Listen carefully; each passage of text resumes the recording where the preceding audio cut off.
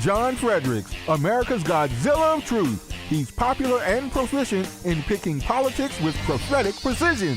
And now J. Fred's picking sports. Are y'all ready for this?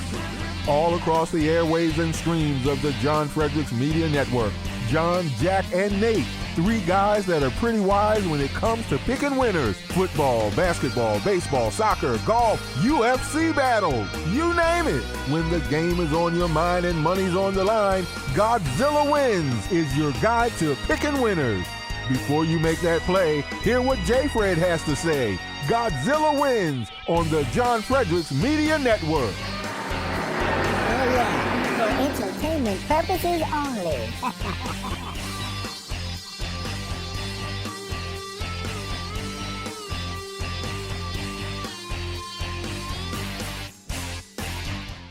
Good morning, everyone, and welcome to episode 32 of the Godzilla Wins Saturday Pick Show on this lovely Saturday morning, March 18th, 2023.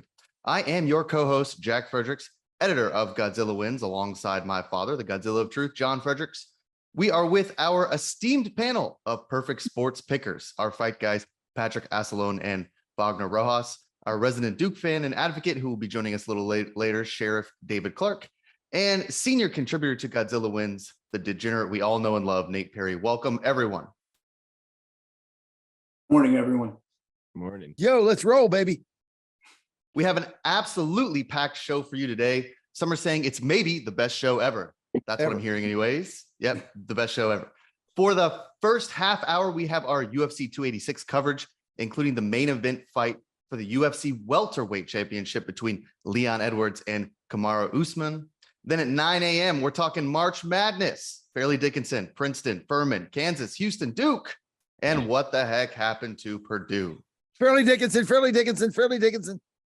That's right. That's my father, John's alma mater, Fairleigh Dickinson. They finally won a game in the tournament. First time ever. Very exciting last night to see that. He's pumped. We're all pumped for this. But we want to start here with the first half hour with our UFC 286 coverage. That will include our fight guys, Patrick and Vagner. I know Nate's got some stuff as well. We're going to talk, guys, about three fights. We're going to spend the first couple minutes talking about Gunnar Nelson versus Bryan Barberena. Then we'll talk about our two co-main events. Nelson versus Barberena. Nelson is 18-5-1. Barberena 18-9. This is a welterweight bout here. So there's some pretty heavy chalk on this. Gunnar Nelson is minus 360 on DraftKings, at least last night. Bryan Barberena plus 295. So Gunnar Nelson's a pretty heavy favorite. A lot of heavy favorites on this fight card. Patrick, I want to start with you. Could you give us a little bit of a rundown on Gunnar Nelson, his fight style, what you see there that you like? Well, the way I see Gunnar is he's got some decent stand-up. It's a little loose for my liking. Keeps his hand down, throws loopy punches. He's got some pretty good groundwork. Has a lot of rear naked choke wins. Ground defensive game is good. Barberena, on the other hand, he doesn't even look like he should really be fighting. I think he could probably go down a weight class, but the guy can throw and he can take a lot of damage, and he gets out of just every funky position that you've ever seen. Somehow he gets out, somehow he keeps going, and somehow he keeps fighting. So if you look at the two fighters, looks alone, you would probably go with Nelson. But I think Barberena he's sort of the underdog here, but I like him. Okay, Patrick likes Barberena. He's kind of an aggressive southpaw. He can land some heavy shots at distance, but as Patrick is saying, he is not as good on the ground as Nelson. Vagner, I want to ask you a question here. When you're someone like Barberena and you know that if you get taken to the mat, you're going to be in trouble. What's the approach there? Like, what does Barberena have to do to win this fight? Well, I didn't necessarily say that Nelson was better on the ground. Barberena's ground defense is pretty good. So I've seen him in some pretty sketchy positions. He doesn't lose his composure. He's very calm. He ends up working his way out, and then he's standing right back up, throwing at you again. So, and Vagner can tell you this. It's not like you're not ever in these positions. You're in these positions every single day. Your guys are trying to choke you out senseless, and they're doing everything they possibly can to make you work. So the positions that I've seen Barberena in are the same positions that Nelson likes to be in. He loves those rear naked chokes, and I've seen Barberena escape several of them without a whole lot of issue. Okay, so Vagner, what do you think Barberena's keys to the victory are here? I don't think Barberena is going to win. I think Gunnar Nelson's is definitely going to pull this off. But if I had to give him a strategy to win, it would probably be to stand and bang, and keep the distance and don't allow the takedown to happen. Gunnar, I don't know how much Patrick knows about Gunnar, but Gunnar, he came from a heavy jiu-jitsu competition background, so his ground game is very, very good. Problem is with him, I think he was one of those guys that the UFC kind of put a lot of hype behind, and then he kind of had a lot of skids and fell apart a little bit and kind of disappeared into the light. And I think he's trying to make a resurgence here. And that's the reason why I think he's a heavy favorite as well. His stand-up is kind of like karate-ish. He's loose. He throws punches. He's like sloppy almost, but he knows what he's doing. He knows what he's doing with his game. But his forte is the ground, and Barberena does allow the ground to happen a lot more than he should, and he does get out of sticky situations. I just don't see him getting out of a sticky situation with Gunnar. So I think if he falls into a place where he's on the ground and he's in trouble, he's gonna get jammed and he's gonna get tapped. Again, if Gunnar comes in with on his high horse and on his high heels, as if he deserves to win, then he'll probably lose too. So, but if I were betting, I'm definitely betting on Gunnar. Patrick, is there any concern that Gunnar has only fought 2 fights in the last 4 years, 1 win in 2019, 1 in 2022, or is that not something that really comes into play? You could say that ring rust comes into play, but it's not like these guys are not training hard every single day. And I got to tell you that before every fight, everybody's always jacked up. You're always ready to go. And once that bell rings, it's business. So, I'm not going to really hold that against him. Like Vagner was saying, the guy's got a lot of competition experience. I don't think it's really going to hurt him that much. Okay, so no concern there. Nate, anything from a betting perspective that you see in the welterweight bout? Yeah, and this is something that everyone can comment on too. But I was thinking about this and thinking about what Vagner was saying with the with sort of Gunnar's strength as a wrestler. Would it be something to consider then from a betting perspective, because Gunnar Nelson is, a minus 360 favorite, to just bet him to win by submission at plus 110? You're basically getting even money instead, since it seems like his clearest path to victory is probably to submit Barberena. He's probably not going to win by knockout, and he's probably not going to win by a decision with his style. Does that sound reasonable? Yeah, I mean, I would say so. And that right there is one way to get that chop from minus 360 to a plus number. That's one of the things when you're looking at the UFC that you always want to try to do, because there's always a lot of heavy favorites on these cards, especially in the undercard, the prelims. So being able to find an angle like Nate's saying, where maybe not the only way that Gunnar Nelson can win, but probably the most probable way that he wins is by submission after getting him on the mat. So you get some plus money there. Okay, that's one of our welterweight bouts here. Now we've got our co-main event. I want to spend about 10 minutes on this, then we'll spend 10 minutes on Edwards v. Usman. This is going to be Justin Gaethje versus Rafael Fiziev. Gaethje's 23-4. Fiziev is 12-1. This is a lightweight bout. It's not a championship bout, which is a little strange nowadays for the UFC for co-main event, but it is a major lightweight fight here. So I'll start with Patrick. What do you see? What do you like in this fight for both fighters?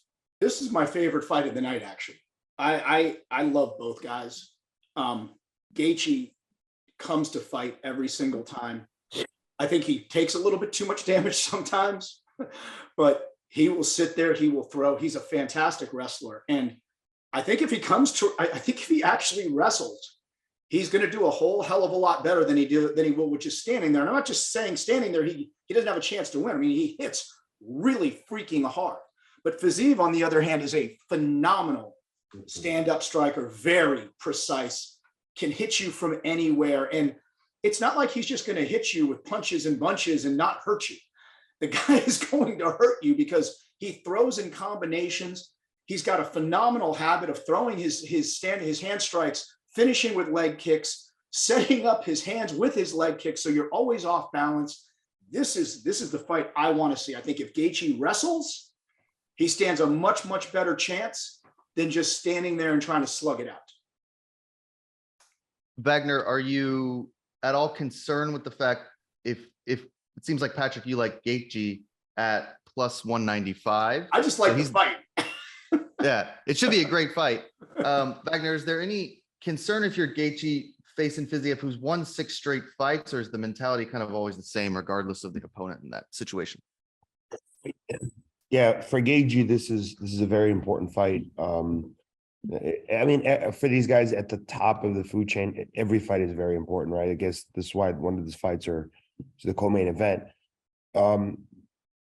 To stay at the top and to climb that ladder to get closer and closer to being title relevant, you know, these guys have to continue to win, and they have to win big, and they have to win against opponents like this. And this is a really, really good fight. And Patrick was saying that he thought Gaethje's victory would come through wrestling. I don't see it that way because Gaethje hasn't wrestled anybody in God knows how long. I haven't seen Gaethje doesn't even remember that he knew how to wrestle anymore. All he does is throw punches. So, and I've actually trained with Rafael, and his wrestling and ground game is amazing. I was totally surprised when I was able to get rounds in with him. And I was like, wow, I didn't think this guy would be good on the ground or wrestling. So he's actually one of those guys that is really complete. And I don't see many guys in even in the lightweight division being able to wrestle him over or submit him. And his striking is bizarre. So I don't know. I see Rafael coming out with the victory. Of course, not in the first round. I think it's going to be kind of dead even in between the first couple rounds, you know, if this is a 5-round fight. And then I see Rafael taking over the fight because Gaethje gets tired and he gets sloppy. And Rafael doesn't get tired and he doesn't get sloppy. He does fight, but he doesn't get tired or sloppy. I see Rafael taking this fight pretty easy, actually, in a way. Okay, so Vagner, I want to go back to something you just said. So you said you trained with Rafael Fiziev, which is pretty interesting. One of the things you said about his striking is that it's bizarre. Can you explain kind of what you mean by bizarre striking? I guess from a fighter's perspective or a sparring perspective. He's kind of small. If you look at him, he's not a big lightweight. He's kind of a small lightweight. He's this lightweight that maybe if he struggled, he could make even 45. But when he's in front of you, it's like he's not there. He's there, and then anything you throw, he's in and out. He's gone. You see his, disappearing from kicks like the Matrix. He's literally like that. When he's striking, you see him sparring with other guys, and he's right in front of the guy. He's throwing punches. The guy goes to throw, and he's gone, and you miss. And he's very, very, very elusive. And again, very fast. So he's in, he's out, he hits you, and he hits hard, and he's fast. So that's the bizarre of him, very athletic and, just a very good fighter. Patrick, what's that like when you're in the ring with somebody who's so elusive where you feel like all your strikes are missing? Do you just abandon your game plan and start to freak out, or do you stick to what you're good at? No, well, you don't abandon the game plan. And exactly what Vagner was saying, he just fought, or not just fought, but he fought another really good stand-up fighter, Riddle. And when Riddle was trying to connect with combinations, it was like he was just not there. Fiziev would just, he'd hit, he'd strike, he'd move, and then out of nowhere, he'd hit you. So you don't necessarily abandon the game plan, but you tailor the game plan for this. And you've got to be brutally honest with yourself. And you've got to say, look, this guy he is better at his game than I am my game standing up. And you've got to tailor your game to that. And it's exactly what Vagner was saying. The only way I see Gaethje winning this is if he remembered how to wrestle and could actually do something, because striking wise, he's not going to beat Fiziev. I don't think he's going to do it. Fiziev is just way too sharp, way too cool. And he will sit there and throw with you. And when he throws, he hits very hard. My game plan would have been, I would be looking to take him down. I'd be looking to reshoot on the guy when he comes in to commit on me. Gaethje can take damage, but I wouldn't want to take too much damage. I want to get Fiziev in close to me, and I want to put him against the cage, because I don't really see Gaethje outstriking him. I just don't. And heart only goes so far, and your chin only goes so far. Nate, from a betting perspective, do you see anything you like here? The chalk's not as bad for someone like Fiziev, but it's still minus 230. So just listening to these guys talk, again, it sort of comes back to like the styles that they fight in, right? And if Gaethje, what I'm sort of gathering and what I've read is sort of known for being, more of a brawler, like a little bit undisciplined, ready to just go to war. And because we've been talking about Fiziev, has already fought some pretty highly technical strikers, like Patrick was saying, Riddell. Like, so if he's already handled a really proficient striker, I see little reason why he wouldn't be able to handle sort of an undisciplined brawler given his style. So then it comes down to, do you want to lay the 230? Sure, that probably sounds right. I mean, it sounds like everything that we're sort of talking about indicates that that's the most likely outcome. The only way I would be trying to do, like, squeeze a little bit of value is like maybe look into the finish market again. It seems like Fiziev's most reasonable path to victory is by knockout, submission, or TK, or by knockout or submission. Inside the distance is like plus 140. If you just think that Fiziev isn't going to go to decision. So, that seems like a fair consideration from my perspective.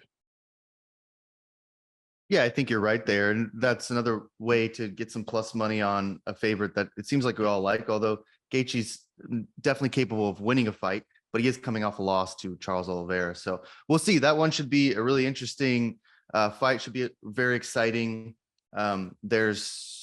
Because it's not, it's going to be a good fight because it's not a championship fight, and yet it's still a co-main event.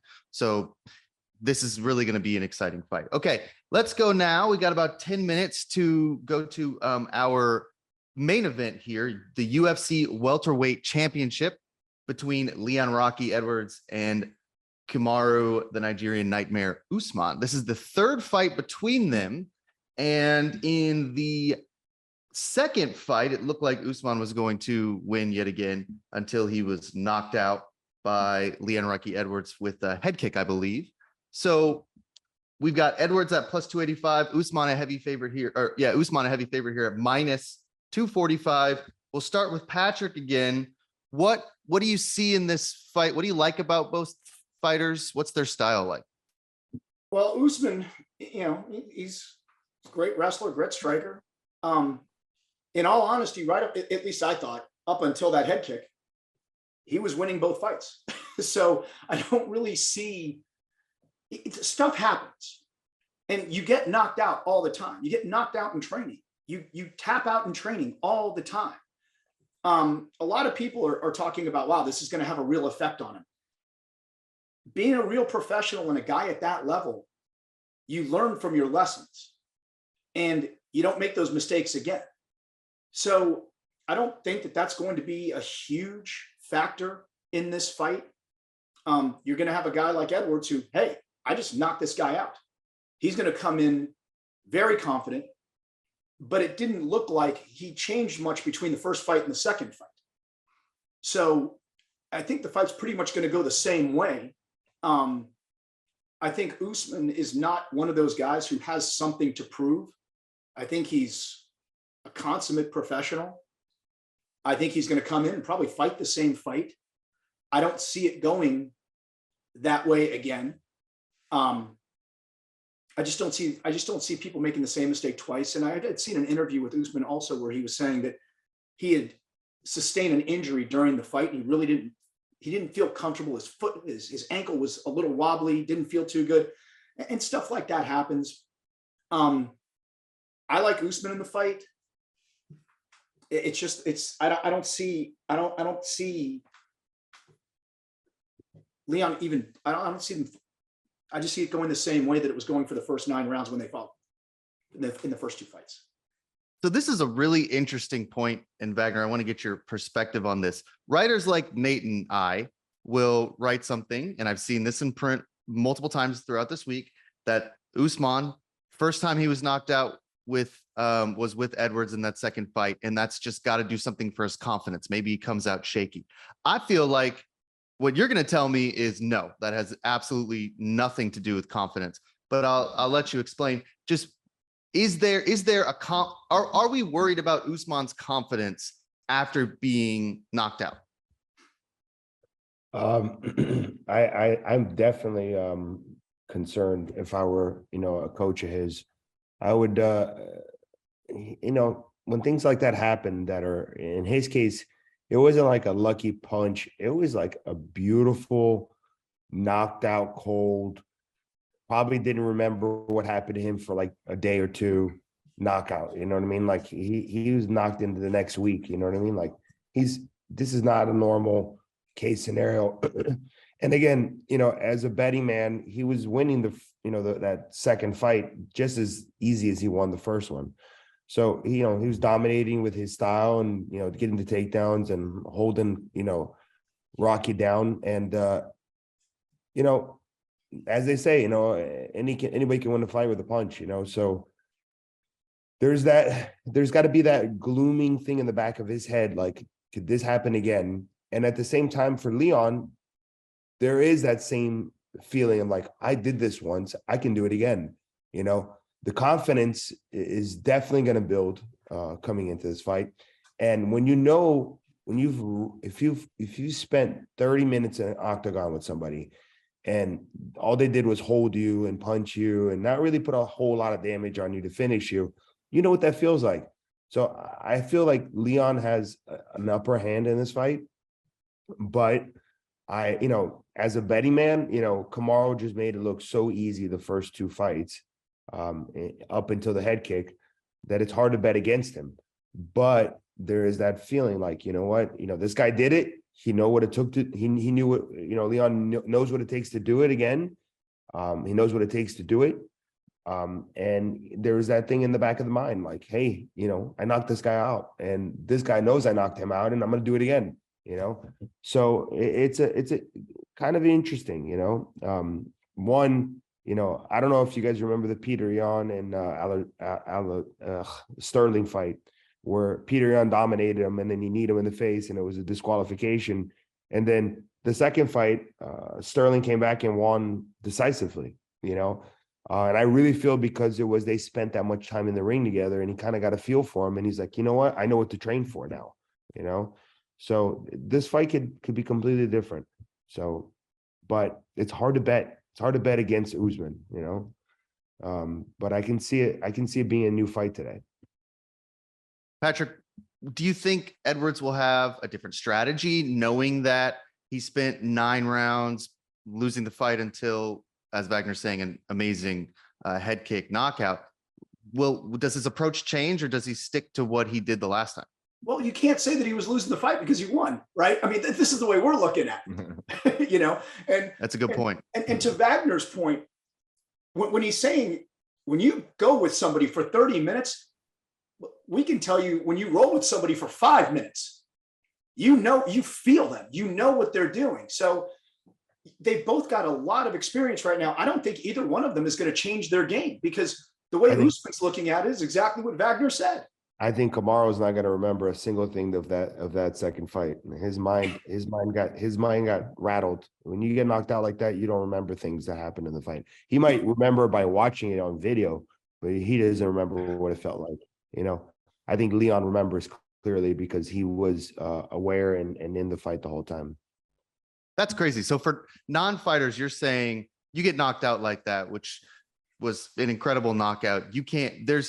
Looking back, using your memory, you can't really even remember the fight other than watching it on YouTube or whatever. Like a reset of your brain. Your brain just gets reset and you're like, you don't remember between, you remember clips and fragmented areas of the fight, but you'll not remember the whole feel of the fight will be gone. It's like you lost it. That's fascinating. I've been knocked out several times and don't even remember what happened. I thought I was winning. Thought I won the fight. Yeah, Oh man, it's That's- terrible. yeah, that's crazy. I love the UFC, but I definitely don't think I could stand in the octagon and take some of these kicks that y'all do. Nate, from a betting perspective, what do you like in this championship fight? From a betting perspective, I think I agree with the guys. It just sounds like Usman's probably a worthy favorite and maybe one that I would be willing to lay the chalk with at minus 240 that I'm seeing right now at DraftKings. I mean, he just seems like he has so many more paths to victory. He's a better wrestler and he's a better striker. He's thrown, like, looking at their striking numbers. I mean, I don't know how much, and I was going to ask you guys if we had more time, how much like the first fight with Edwards really factors, because it was so long ago and it seems pretty early in Edwards' career. I'd go to Because it was Vagner like on that. 2015. Yeah, Yeah. that's what I was saying. The first fight didn't really do big factors, but the second fight, because it's like one after the other, I think Leon holds most of the cards here. I think he has the upper hand because he knocked out Kamaru. Kamaru's memory is going to be faded, and he has the, like, you know what, I did this, I can do it again. So Okay.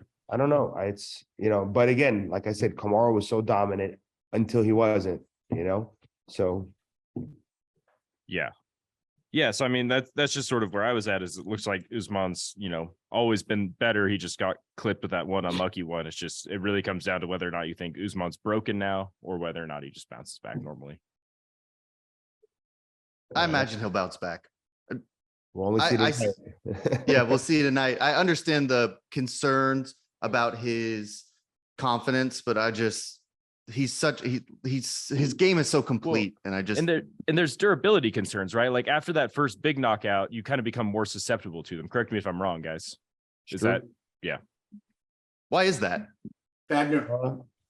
It's like there's a button there that's been touched, and the button might be strong in the beginning, but eventually it just starts to fade. You see a lot of fighters, and I don't think Kamaru's putting himself through that kind of damage, but these fighters like a Justin Gaethje, he's definitely weakening that button over and over again by the way he fights. The more you get punched in the face, the less resistance you'll eventually have.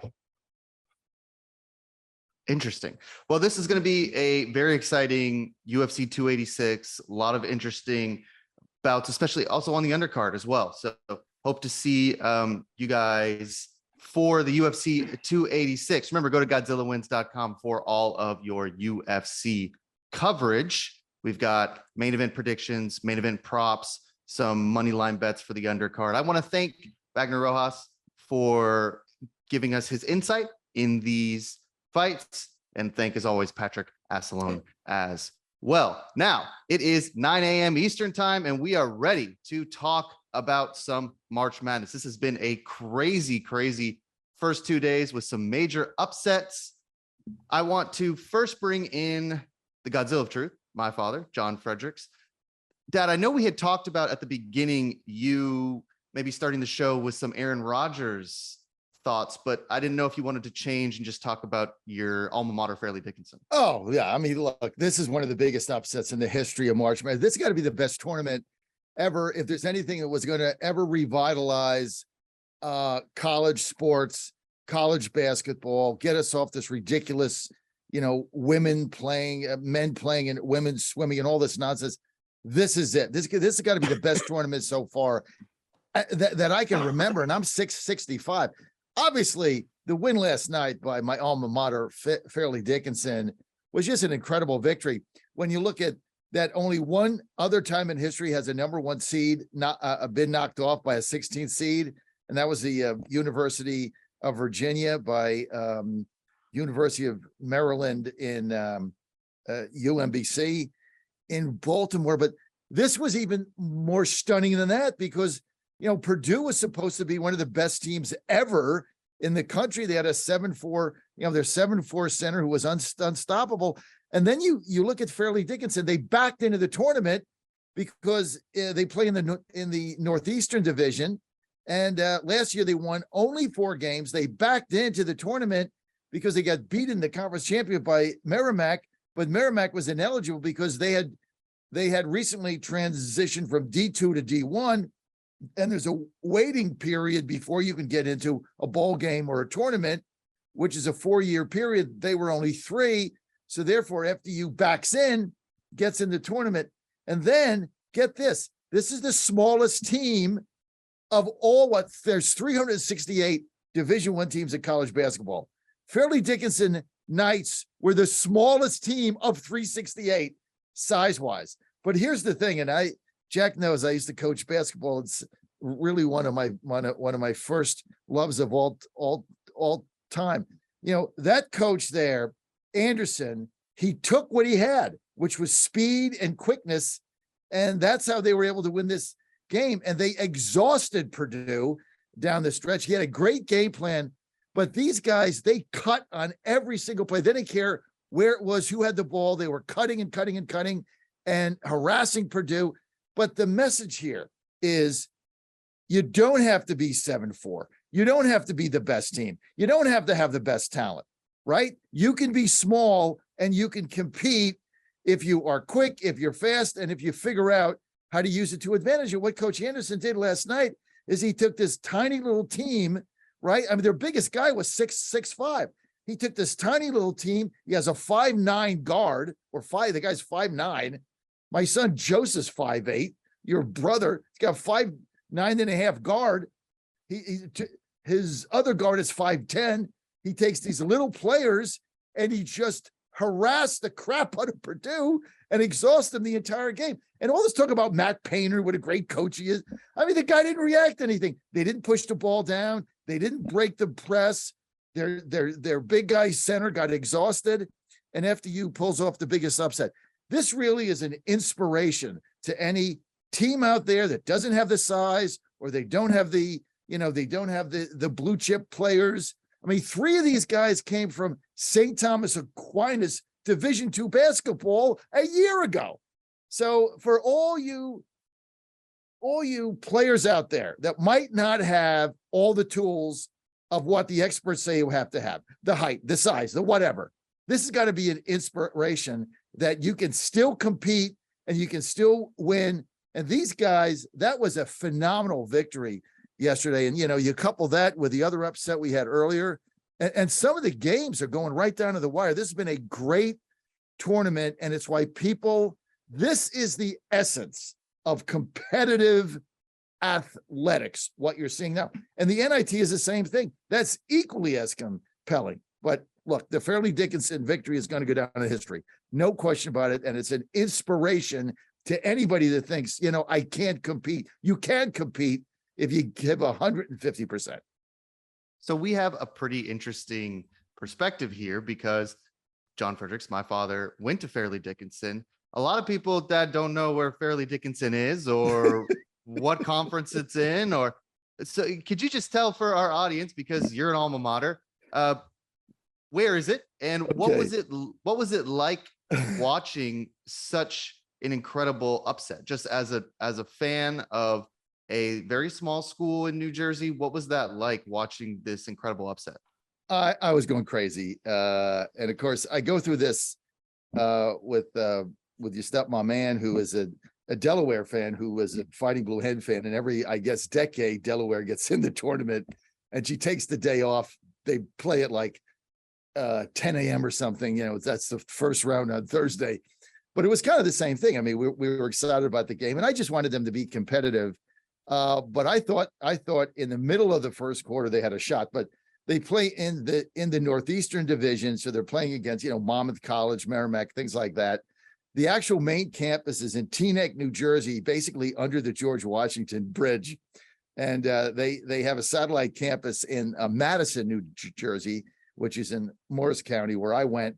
But I had some classes in Teaneck, and I remember one time I was going in the morning, and this was before cell phones.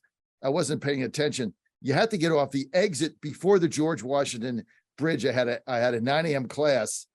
I passed the exit, so I had to go over the George Washington Bridge, turn around and come back. Well, try doing that at 8 a.m. Going back over the bridge. I got to the campus at 10 after 1. It was like it took me like 4 hours to get back. So it's in Teaneck, New Jersey, just outside of Hackensack, basically in a swamp. And the Madison campus, where I went for the majority of the time, is just basically an old mansion. So it's a very small college. It's a private college. I got a great education there. I studied economics. We had a baseball team.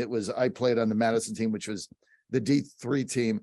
But it was seeing that victory yesterday for a school of that size, that small, and for Coach Anderson to come in. They brought him in last season. They only won 4 games.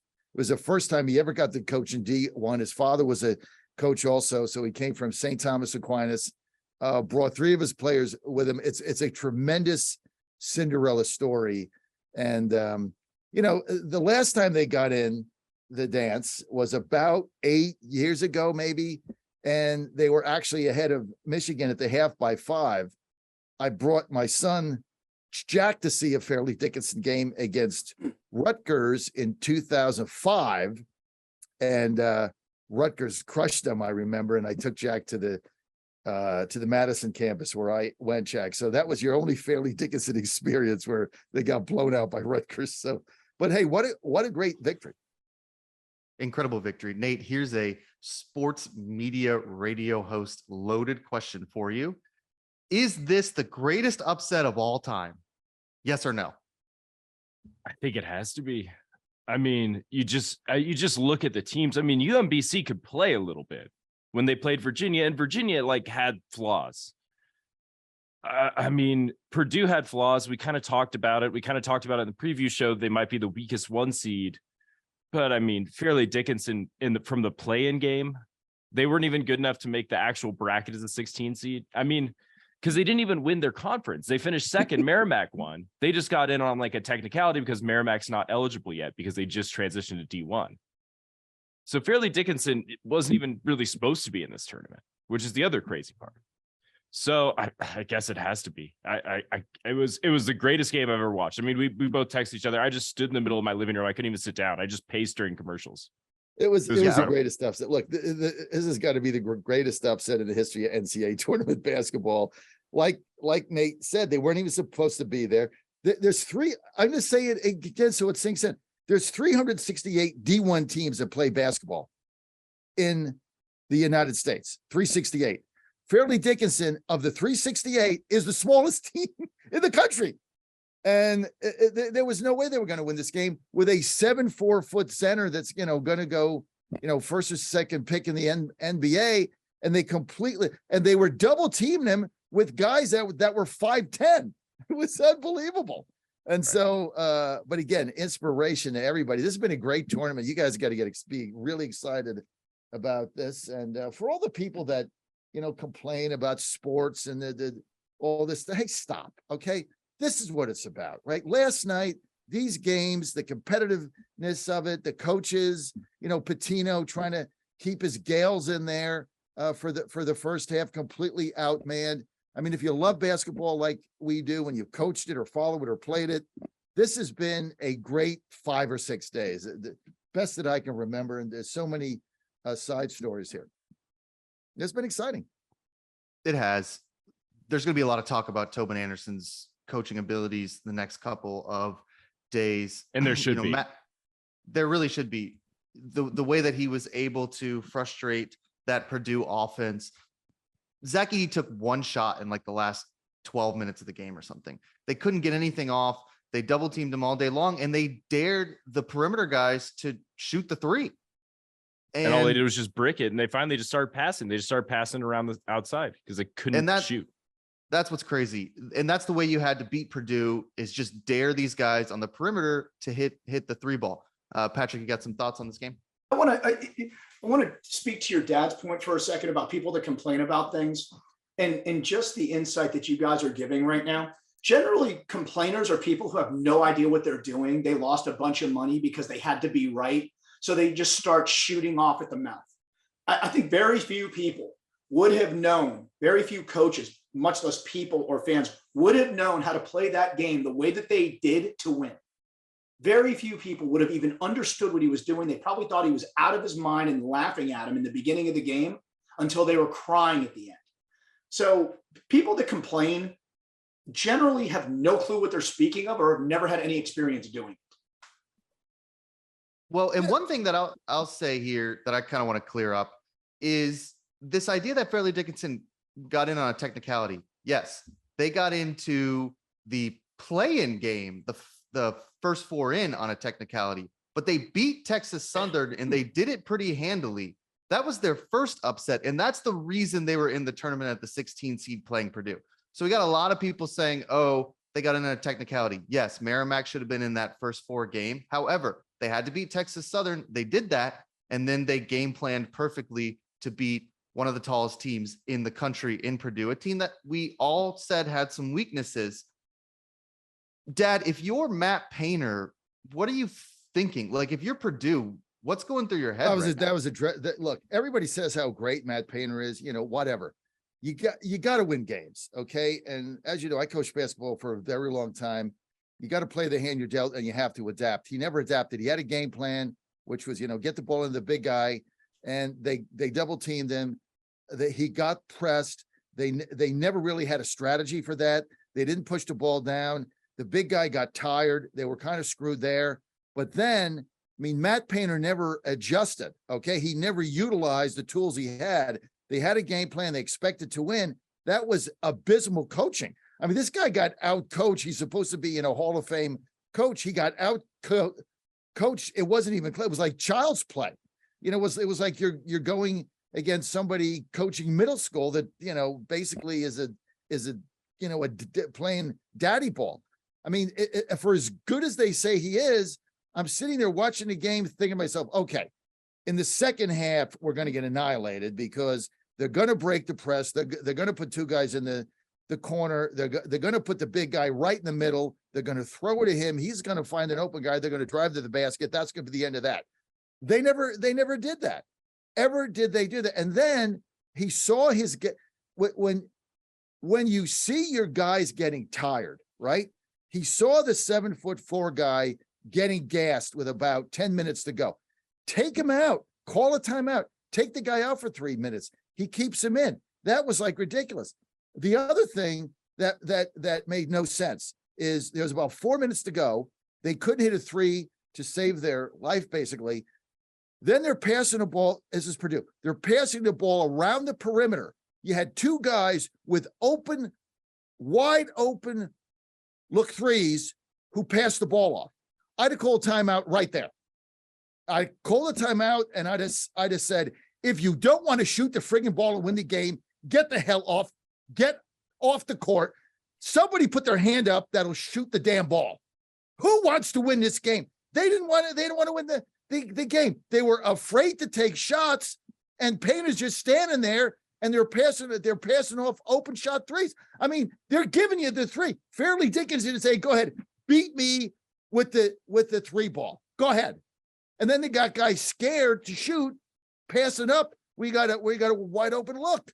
You got to call a timeout right there and say, hey, shoot the freaking ball. That's why you're out there. If you don't want to shoot it, get the hell on the bench. Somebody raise their hand and win this game for me. They never did that. That's how they were. They let Fairleigh Dickinson dictate. When you let the opposing coach dictate the scheme of the game and dictate the tempo, you're right away at a disadvantage. And Painter never changed that. And, Tobin dictated the tempo and the pace of the game the entire time. Go ahead. I can't remember a team being that tight as Purdue looked. They just looked so scared out there. And we've talked about the coaching and the X's and O's, but some of it's just belief, right? The Fairleigh Dickinson guys looked confident. Me and Jack were sort of laughing because game's on the line. There's 3 or 4 minutes left. And those guys just dribbling it down and getting a little bit of space to shoot like an instant three. And they were taking them. They were taking every shot. They were taking some pretty bad ones, but they just did it with so much confidence. They just looked so much looser out there. and looks so much more confident. And that's got to be coaching too. I mean, he really had those guys believing in themselves, which was just awesome to watch. It was fun. It really was. And one of the places where you really can't be scared to take your shot is in the futures trading market. Patrick, could you tell us a little bit about targettrading.co?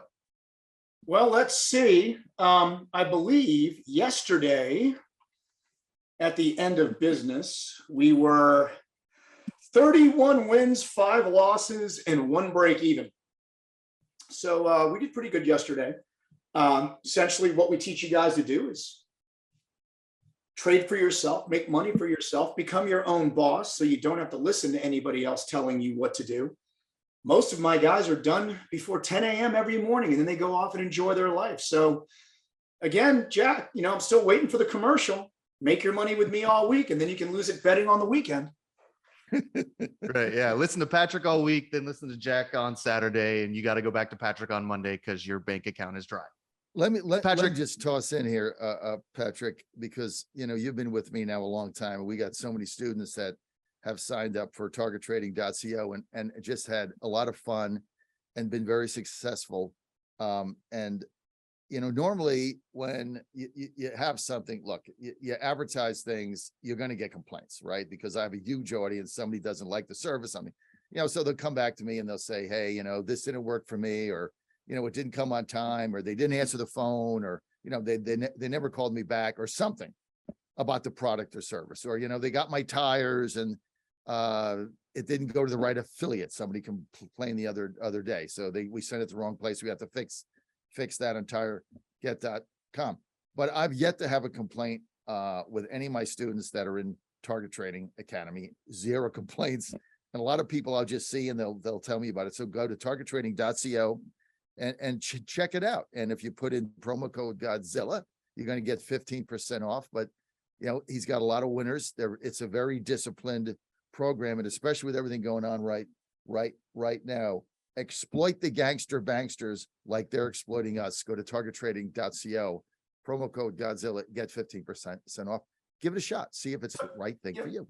If I may, John, when I was telling you on Thursday that one of your listeners, Kathy, who was going live the next day, yesterday made her first live trade, made $224.50 and was gone by 10 o'clock in the morning.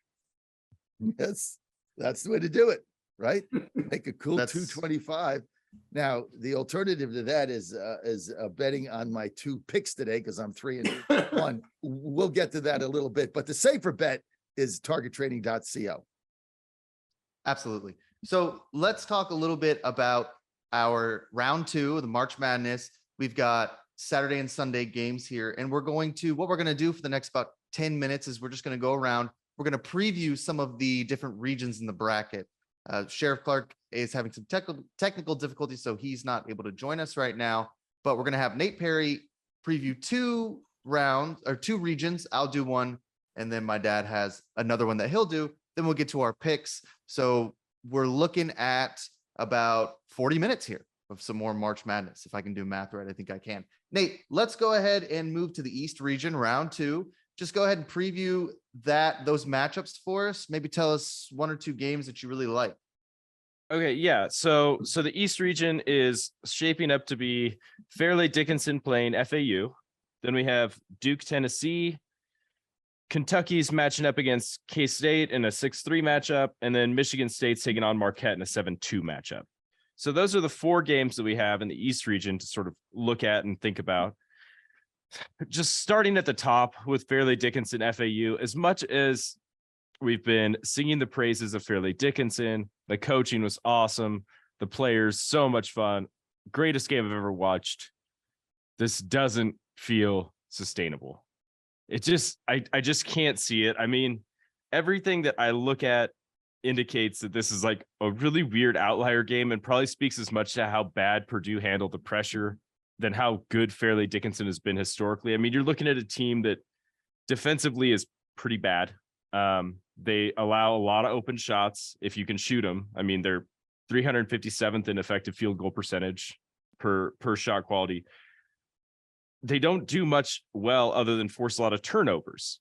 So if you get an FAU team that, can turn the ball over a lot, but just looks a lot more competent top to bottom. I feel like you're probably getting a discount on Florida Atlantic. I mean, this line feels like it probably, if we played this game in early February, it's probably FAU -20, and instead it's -13. Just because everyone's bought into the hype, everyone's going to be betting on Fairleigh Dickinson. So I think the value's got to be on FAU to sneak through here. I mean, they're a real team. I had Purdue losing to FAU in a lot of the brackets that I filled out. So this is, sort of a dream scenario for me, in that way that I don't have to face Purdue to get some of those brackets through. But that's just the sort of first game I'm looking at. Then we get to Duke, Tennessee, and it's a shame that Sheriff Clarke isn't here to defend his Dukies, because I don't think they win here. I mean, I've been looking at the line. I've been looking at the line, and it just doesn't make sense to me. I mean, Duke's a hot team, right? But I mean, lay 3.5 with Duke from a betting perspective. I mean, I just don't see it totally. I mean, I think that Tennessee probably wins this outright, so I would definitely take the points there. I think Tennessee is probably the team that goes to the Final Four out of this bracket, just looking at it as it is right now. I think if they win this game against Duke, I think they can get through all the rest of these teams that they could potentially face. So that's sort of what I'm looking at with Duke and Tennessee. Kansas, Kentucky. What? Yeah, about to say, what about Kansas State and Kentucky? Because that's a big game. A lot of people like Kansas State. They do, and we talked about this on the preview show that I'm pretty just generally skeptical of K-State. They've just exceeded expectations. I just refuse to believe that we were all so wrong about K-State. K-State was supposed to finish last in the Big 12. They surprised everyone. They basically had rebuilt their entire team. And it's just a team that's really I think there's 2 guys from the team last year that are still on there. So it's a team that's been learning to play with itself. Nobody had any high expectations. And it just feels a little bit like it's too good to be true still for me. From my perspective, I just don't love it. I think that Kentucky just played a lot better. I just think they're a better team than K-State. I refuse to believe that K-State is the sort of monster that we thought. And I was looking to fade a lot of sort of mid-level Big 12 teams in our preview show, and that's gone horribly.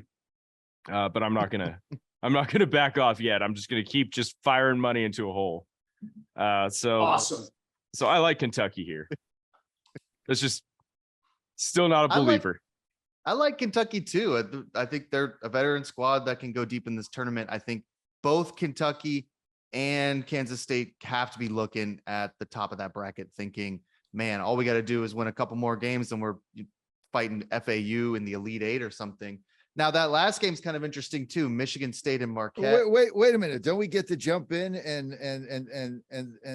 talk about Nate's ridiculous Tennessee pick? And we're just going to give him a pass here. Doesn't Sheriff Clarke? Can I be Sheriff Clarke's advocate? Can I be a stand-in? Go for it. Right? What's fun? What's funny is you gotta be kidding. Before you get into this, what's funny is so Sheriff Clarke's been having a little bit of technical difficulty, and he dropped out of the Zoom. And the minute, literally 30 seconds after Nate picked Tennessee, I get an update that Sheriff Clarke's trying to enter the Zoom again. So he's furiously working to get his mic back on so he can defend his Blue Devils. Go ahead and be the mouthpiece for him, Dad. Well, listen, I love Duke in this game. I don't like the 3.5. I'll give Nate that. In fact, at 3, I was going to bet him. They went to 3.5. I backed off. So I think it's going to be a competitive game. But I really like Duke in this game. I think they match up very well. Look, somebody's got to beat this team, and they're playing very inspired basketball. They play together. That big guy they got inside, he's unstoppable in the paint when the game's on the line. They either foul him. The guy never misses a foul shot. He gets to the basket. He's quick. This is like the Fab Five team when Michigan beat Seton Hall on that screwed up timeout back in the 80s. I love this Duke team. I don't see the Tennessee pick, so I'm going to go the other way. Even though it went up to 3.5, I'm going to go back on Duke minus 3.5. So I'm opposite of Mr. Nate here. I think you're going down there. I think, look, Duke is a very good team. They got no respect in this tournament. I mean, they got no respect for the seeding. But now they're getting respect in Vegas because they are three. They were 2.5. I should have bet him then. Then it was 3. Now it's 3.5. So the money's going on Duke. They're getting respect in Vegas, but they're not getting respect in the seed. No question about it. I've known Nate a long time. He just has this affinity for Tennessee. It goes back to the days when they had who's the Auburn coach now? Bruce. Oh, Bruce Pearl. Yeah. Yeah, Bruce Pearl. So he's been Absolutely. betting. He's been losing money on the Volunteers for years. Oh, I love Sheriff the Vols. Clarke is telling us Nate's insane. He needs to. Tennessee can't score. He's losing it, which is probably true. Nate's always kind of losing it. So with that though, Nate, we'll get your last pick here in the Michigan State Marquette game, which I really wish we had Sheriff Clarke for this too, because he kind of likes Marquette. We talked about it in the previous show, but he's not a Big East guy. So does Michigan State have a chance here? You know, March is Izzo time, I guess. I think Michigan State's got a real chance here, to be quite honest with you. I think Michigan State could be another upset in this bracket. I mean, I love Michigan State and Tennessee both to spring some small upsets here. Tom Izzo just brings it in tournament time, and he's just so good in these one and dones. And at this point, it just feels more than just anecdotal. I feel like I've been watching it my whole adult life that he does this. He kind of limps a team in to the tournament, and then they sort of turn a corner, and he's always getting these weird 7-10 seeds a lot of times with these sort of middling Michigan State teams. And this is when it feels the most dangerous. I think the coaching edge has to go to Michigan State. They play incredible defense. They had a really gritty win in their last game. I think that probably this could be another sort of Cinderella moment where Michigan State knocks off Marquette and, you know, can have a little bit of a deep run. So that's sort of where I'm looking for this particular game. Is I just like the coaching edge, and I think that Michigan State can just lock them down. Marquette's not super impressive offensively, so they should be able to sort of put a hold on them. So what are your predictions coming in the final four coming out of these two conferences that you're doing, or the two brackets? Well, right now he's just talking about the East. We'll get to the other one. All right. Yeah. So just for the East, I think that it's probably going to be, if I'm looking at it right now and to make sort of bold prediction, I think Tennessee and Michigan State playing in the Elite Eight, and then Tennessee in the Final Four. That's what it looks like to me. I think that's a reasonable path for both those teams right now. Yeah. Sometimes you can just be incredulous. That's not going to happen. But I appreciate your support for the Volunteers. I don't think Florida Atlantic should be in this game either. Memphis recovered a loose ball with 5 seconds left, calls a timeout, don't get the timeout. FAU gets the jump ball, gets to run a ridiculous inbounding play, scores with the second left, and Penny Hardaway throws his water bottle into the stands. So Memphis should be playing in that game, but I'm a little bit of a Memphis homer, so forgive me. Let's go now to the South. I'm going to run down this really quickly. Wait a minute, you didn't tell everybody that Memphis is where you were born. That's why you're a homer. Right. I don't think that's great radio, just outlining where everybody's born, but sure. Yeah, I was born in Memphis. So good point, Dad. Okay, so let's move on to the South here. I'm going to go through this quickly because we're running a little behind schedule and I want to get to all these games. The South is the region where we have the two other major upsets. That's Furman upsetting Virginia at the last second. I'm sure everybody saw that last second play. Very incredible meltdown by Virginia, and then an incredible 3 for Furman to take the win there. And then Princeton's shocker against Arizona. They won that game by 4. So up at the top of the bracket, you've got Alabama, Maryland. Maryland snuck by West Virginia. Alabama's way too good to lose to Maryland or West Virginia. I think Alabama wins that game pretty easily.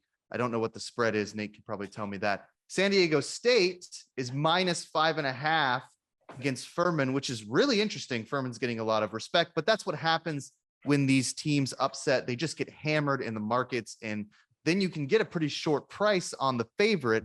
I kind of like the Aztecs here. They beat the bag out of College of Charleston, which was a darling team to upset. And I just don't think Furman really has another win in them like they did against Virginia, just kind of like Fairleigh Dickinson. They don't really match up particularly well against San Diego State, but we'll see. Creighton Baylor, I wasn't impressed with the Baylor win. I mean, they beat UCSB pretty handily, but I kind of like Creighton here as the 6th seed. That's my one upset so far. And then Princeton, Missouri. If you're a betting man, which part of the show is betting, the one thing that I would say about these 3 teams, Fairleigh Dickinson, Princeton, and Furman, is you have to think that one of them is going to make it to the Sweet 16. So there's an argument to be made that just put a little bit of money on the money line for each of these 3 teams, because history has shown us that these 15 seeds, these 13 seeds, they can make it to the Sweet 16. They can keep that ball rolling. And I'm thinking that team's going to be Princeton. This is just based on my principle that it's one of these 3 teams is going to win another game and make it to the Sweet 16. And I just kind of think it's going to be Princeton. I don't really think Furman should be there. And I think Fairleigh Dickinson probably doesn't match up particularly well with FAU, but we'll see. So coming out of the East or the South, and these games are today, I like Maryland, San Diego State, Creighton, and then I'm going to pick Princeton. Coming out of into the Final Four, I probably still like Alabama. They're just so dominant, and now they have a really easy path. I mean, we'll see, but that Arizona team was what was scaring a lot of people. So that should be a lot of fun. The South tips off today, so you'll see all of those games today. Dad, before we get to your region, can you tell us a little bit about one of our sponsors, Ignite 45?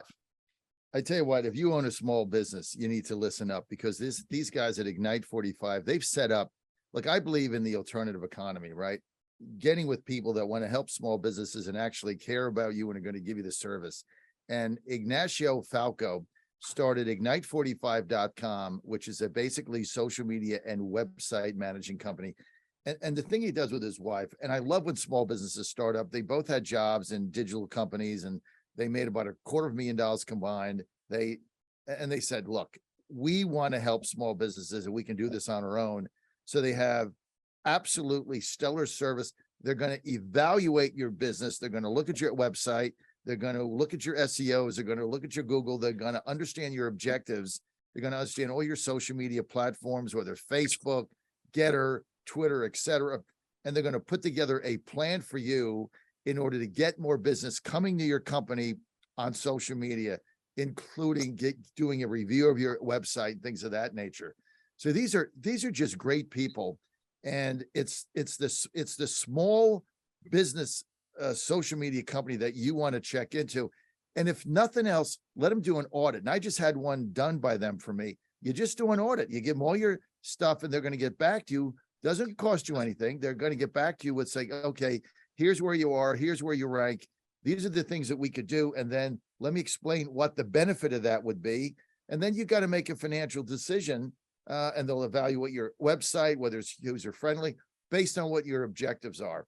So go to ignite45.com, ignite45.com. You're going to get all the information there. Ignite45.com/Godzilla, promo code Godzilla. You're going to get $100 off your first order.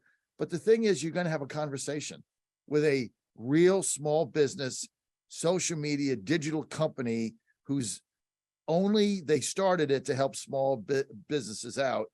And I've been very, very pleased with everything they've done. There's a couple other people involved with them now that are on my radio show that have talked in raving terms about them. So go to ignite45.com/Godzilla, promo code Godzilla, get $100 off. If nothing else, just do an evaluation and see if they might be the right thing to grow your business in your company like they've grown mine. Thank you, Dad. It is 9:36 a.m. Eastern time. Sheriff David Clarke has joined us. We're very happy to have him and that the technical difficulties have been solved.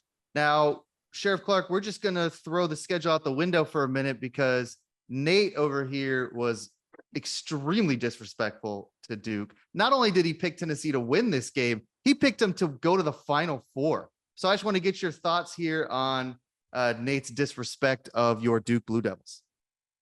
You know, I was having some technical difficulties, as you indicated. And I was going to say, wrap it up today and say, well, I guess it just didn't work until Nate started talking about Tennessee.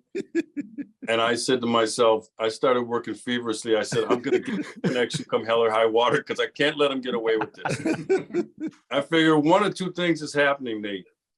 Either recreational marijuana is legal in Nevada, or you start drinking very early in the morning because your analysis of Tennessee is incredible. Now, usually, okay, I'm a Duke homer, no doubt about it, but I don't think they're going to win every game. I was afraid of the Oral Roberts game, and they jumped out early, they jumped on them early, and they never took their foot off the gas.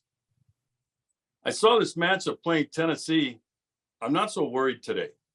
Okay, I'm just not. And one of the reasons is Tennessee can't score. They don't score the basketball a lot. And it's not because they just play tough D. Tennessee going to the Final Four. Could Tennessee upset Duke? Sure. It would be an upset. Are they going to the Final Four?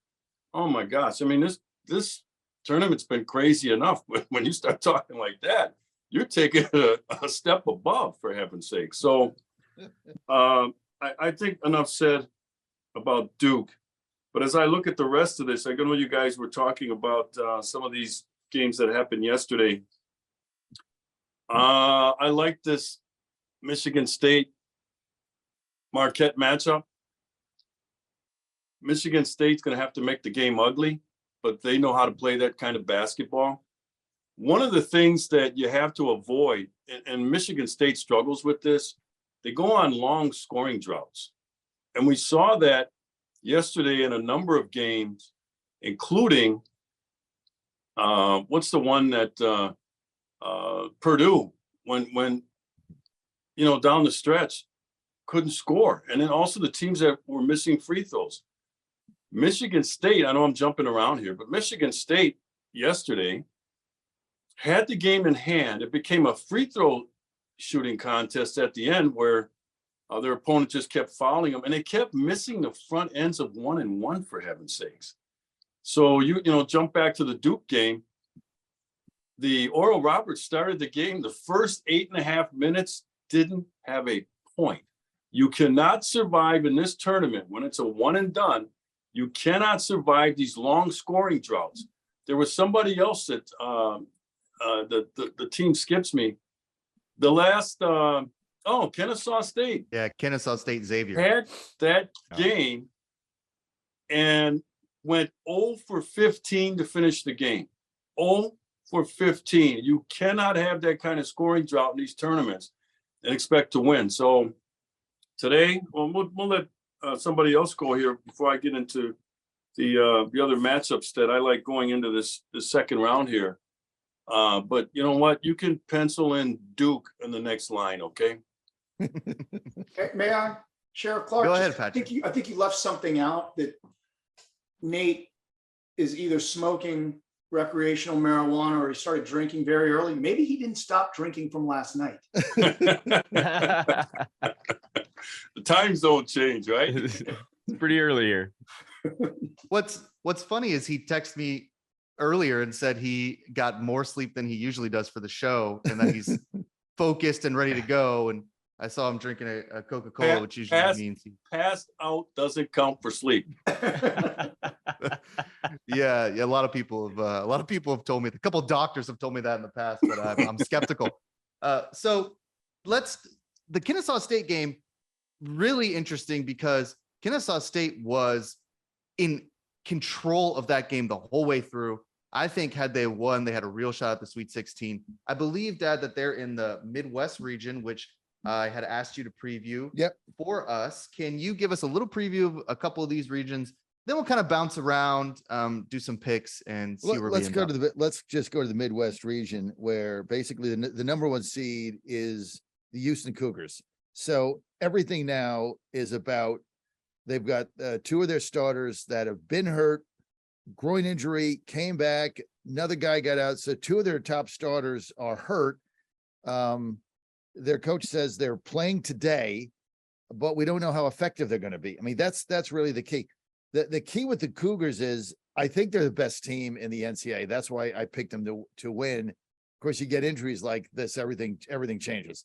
But I think the key is they've got to get by Auburn today. I think it's going to be a tougher game than meets the eye. They're 5.5 point favorite. I'm not laying the 5.5 because I don't know who's going to play. I don't know how hurt they are, but I think the key is they got to get through this game against Auburn, see how their players are. If they do that, I think the Cougars are in good shape because the dream matchup is going to be Cougars versus Texas. Texas looks like right now they look like a very good team, but boy, Penn State just annihilated their opponent 2 days ago with just a buzzsaw. These Big Ten teams are tough. I make a lot of money on these NCAA. I'm 3-1 so far. Make a lot of money on these Big Ten teams. They play very tough basketball. Obviously, it didn't turn out last night for Purdue, but when they play some of these teams in these smaller conferences, they have the upper hand. But right now, you got to look at Houston and Texas, and then we'll just have to see here about how bad the two Cougars injuries are, and so that's really the wild card. So it makes the Midwest Division, as a result of that, guys, very, very, very hard to predict. But if I were to predict right now, going to the Final Four or wins today, I like the Cougars over Auburn. I like Indiana over Miami. I definitely like Xavier over Pitt. They're just a better team. The Texas Penn State game has got upset written all over it. I would really take a close look at Penn State here, and we'll see what happens. If I had to pick the two teams coming out of the Midwest right now, it's going to be Cougars and Penn State. Anyone giving Pittsburgh a chance here? No. I am. Why? They play in a tough conference, so they're used to these kind of games. I was surprised they scored as much as they did the other night. I mean, they jumped out. There's another team that jumped out early. That score was 24-2, I think. And then by halftime, I think they were only up by 6 because they went on some long scoring droughts. But I like Pitt in that game. I like who they are. I agree. Xavier didn't do much to impress me against Kennesaw State. I think Pitt can upset him here too. Xavier shouldn't even be in that game. Yeah.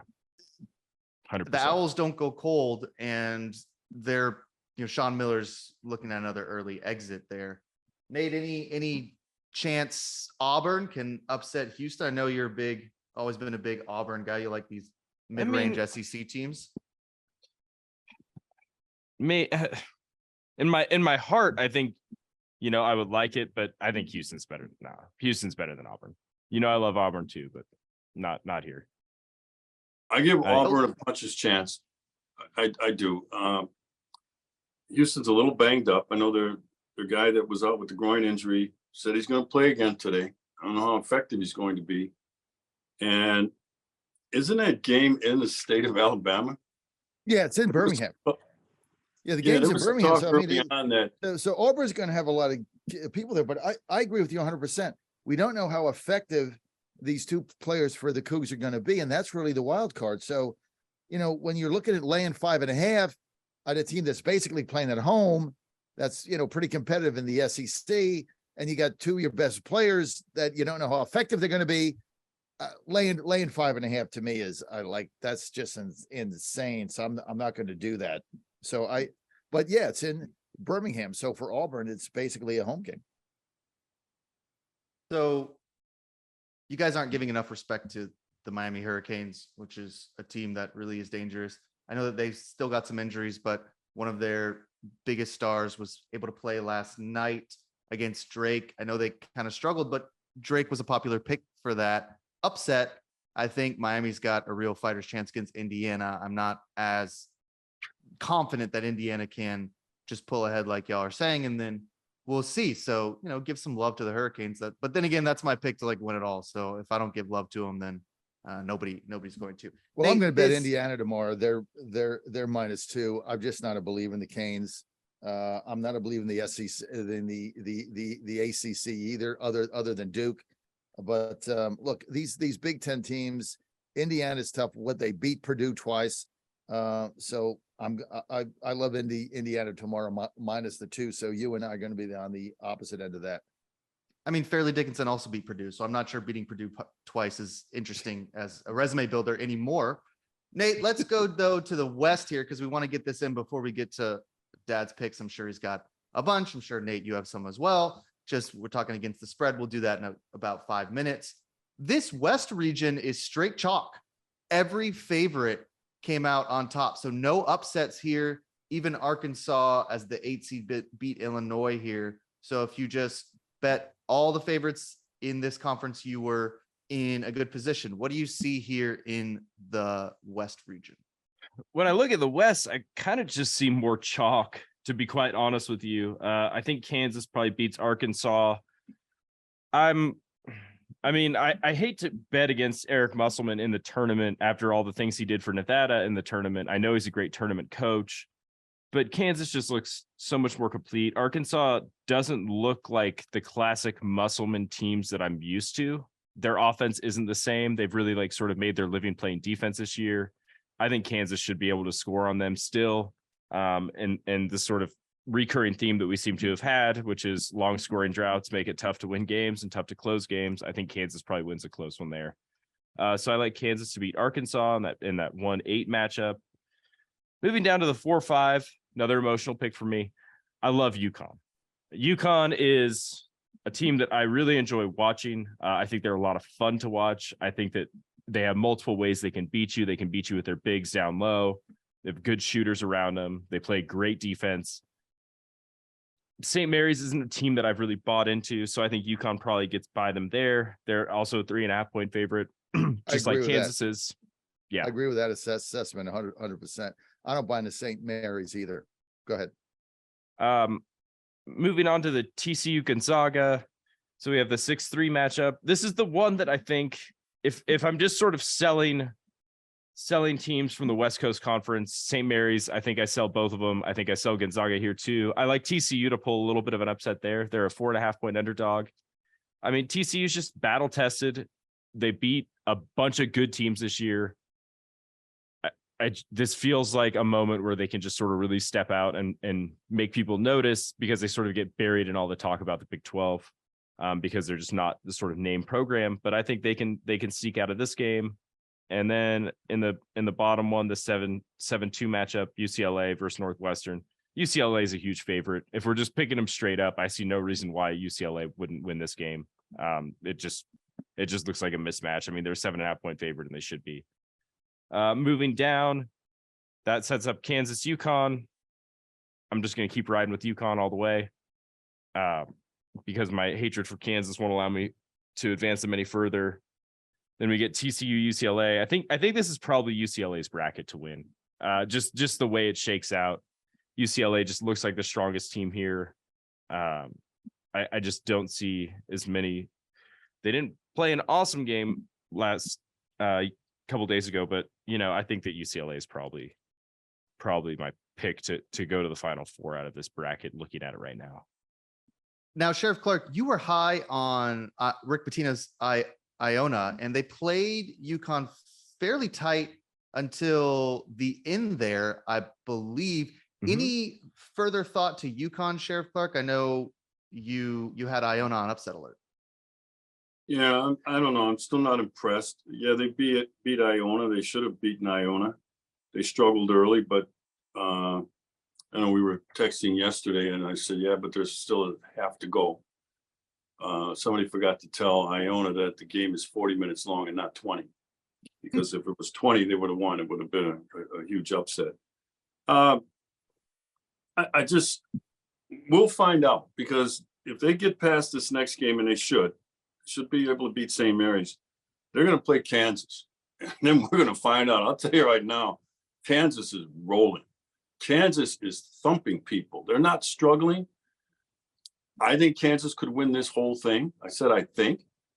I think they'll get, I really think that they'll beat UConn.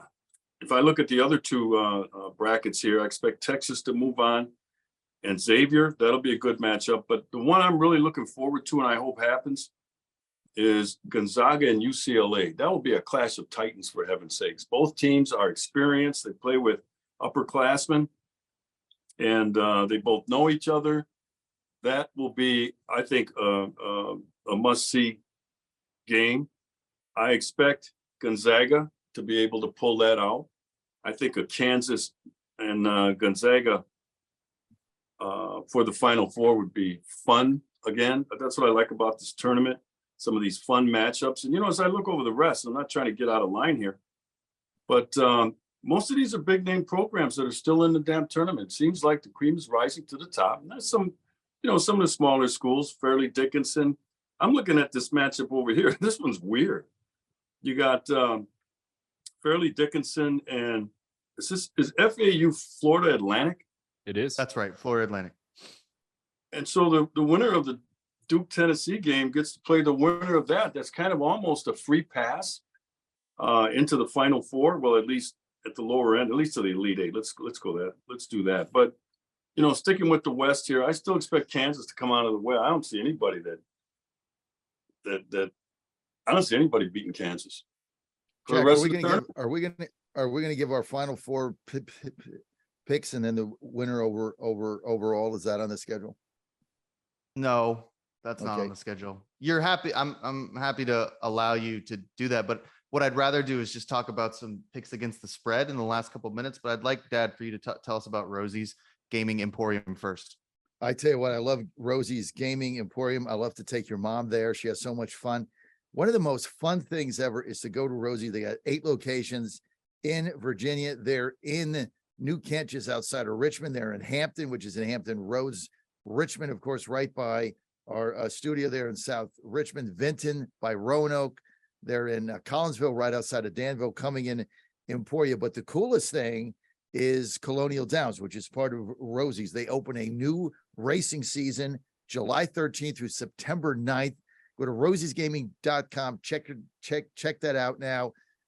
Post time, Thursday, Friday, and Saturday as 1:30 p.m. starting on July 13th. Now, we've already secured our suite there, Mom and I, Ann and I. We've secured our suite there. We're going to be there doing our show Thursday, Friday, and Saturday from July 13th all the way through September 9th. We're going to have so much fun in our suite at Colonial Downs, at Rosie's.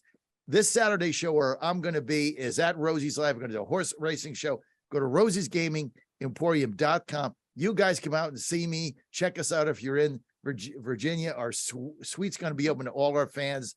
I'm going to be making picks every day in Colonial Downs. And remember, the last time I was there, the day of the final meet, I won 9 in a row, and I only bet to win. That's almost impossible. I won 9 in a row, and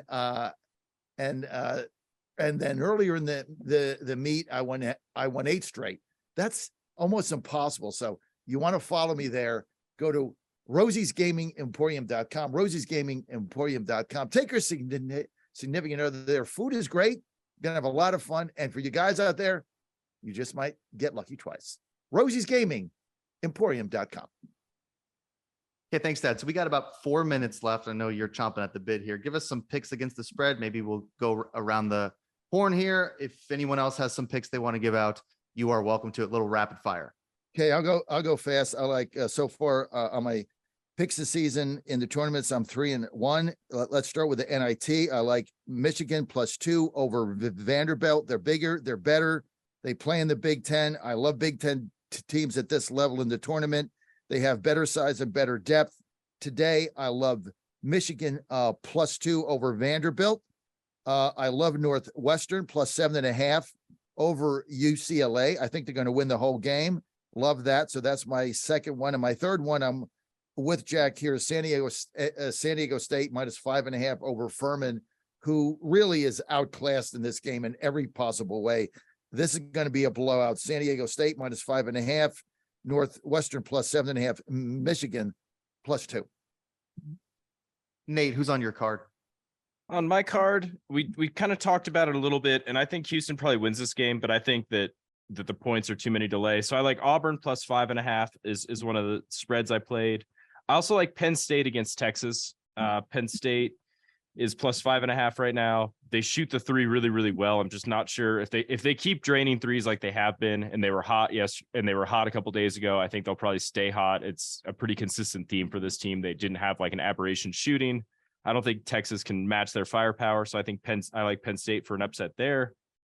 I got a couple totals that I like. I like the under 126.5-ish for the Northwestern UCLA game. It's a low total, but these teams are both really good defensively, and Northwestern struggles to score sometimes. I also like the under in the Furman San Diego State game, under 136.5, 137.5, depending on where you are. Just because it feels like a defensive battle. Furman was pretty content to play a low scoring game with Virginia. San Diego State is probably content to do the same thing. So I feel like another low scoring games in the future there. Okay, interesting. I've got one I really like, and that's Michigan State +125 money line. I think that Michigan State wins that entire game there. Patrick or Sheriff Clarke, you guys got some picks? I'm just going to fade whoever you choose, Jack. So I'm going to give it to Sheriff Clarke. Hey, look, I'd take a lot of abuse on this show for like being a horrible college basketball handicapper, but I'm in the green for both days. So, I mean, I might have I'm not. Well, you got to give your record. See, It's been bad. the difference between me and the millennials, let me just point this out. See, I tell you my record, right? I post it. Every time I do a pick on Godzilla, go to GodzillaWins.com. I tell you exactly what my record is. You're never going to see that from these guys, right? This is the millennial thing. You kind of hide under the radar screen. You don't want to be accountable. You know, look, I'm 3-1. I gave you 3 picks today. I'm either, and I come in tomorrow. I'll give another pick and I'll tell you what my record is. Well, just like Jack was saying about 2-9 yesterday. That was my record. These streaks can only go on for so long, Jack. So sooner or later, you will go back to losing. And then I will be there to pick it up. Okay, well, look, I was up money yesterday, but I went 2 and 3. So, and then I went 2 and 1 on Thursday. So I guess for the tournament, I'm about 500. The difference between me, Nate, and Dad is Dad chooses 1 game a day. We actually bet multiple games when we're at the casino. So it's easy to keep track of your record when you're like, oh, I won the Wisconsin NIT game 1-0. And then the other thing is you conveniently forget your losses all the time. So you talk about transparency, but you'll be like, oh, I went 4-1 on Saturday, except for those other 3 games that I bet that I lost. So Those didn't count. Yeah. Yeah. He's like, I didn't even watch that game. It's like, well, you still picked it. So, I mean, I think the idea that you're ribbing us for transparency is like ridiculous. We've been trying to hold your feet to the fire for transparency forever. When it comes to this stuff, you're like 65% ROI on the NFL, which this year tanked after we started actually like keeping a spreadsheet. So why don't you tell us, Dad, about War Room, which comes up in about a minute. War Room's coming up in a minute, but let me give you my 3 picks again. Michigan +2, Northwestern +7.5. Can we just, we're gonna hold off on Bannon for a second, also San Diego State. We're gonna hold off on Bannon for a second. I want everybody to give their winner right now. You got to pick it now. Give your winner. Who's gonna win the tournament? Give your winner. I'll start. The Duke Blue Devils. Jack. Miami Hurricanes. Nate. Houston. Clarke. Rock Chalk Jayhawk. Oh, Patrick. Kansas. All right. Everybody's got a different pick. Well, no, you guys picked the 2 Kansas. All right, guys. That's it. I want to thank everybody for being with us. I want to thank our fans on Getter Live. I want to thank our esteemed panel. I want to thank Sheriff Clarke for navigating his way through the technical issues when Nate started dissing. Nate motivated me. Nate motivated Sheriff Clarke. Guys, we are going to see you. When we got to do this again? When's the next week? It's after Sunday. When's the next games after that, Jack? Next Thursday. Next Thursday. That's right. Oh man, we got to do a Thursday show. I got to take an hour of what's his name? People's Choice time. We got to do Thursday at 7. Got to do it. Because we're on a roll, right? We'll even get him involved in it. We'll even get Chris involved. We got to do Thursday at 7. You can't This is too exciting. It's just too much fun. Want to thank everybody, and also want to give a shout out to my son, Jack, who's doing an absolute fabulous job managing everything. I don't do anything except log in when he sends me the link. That's like all I do. Nate, also keep up the good work, guys. I look forward to seeing you all Thursday at 7. See you then. Stephen K. Bannon up next. You're in the War Room.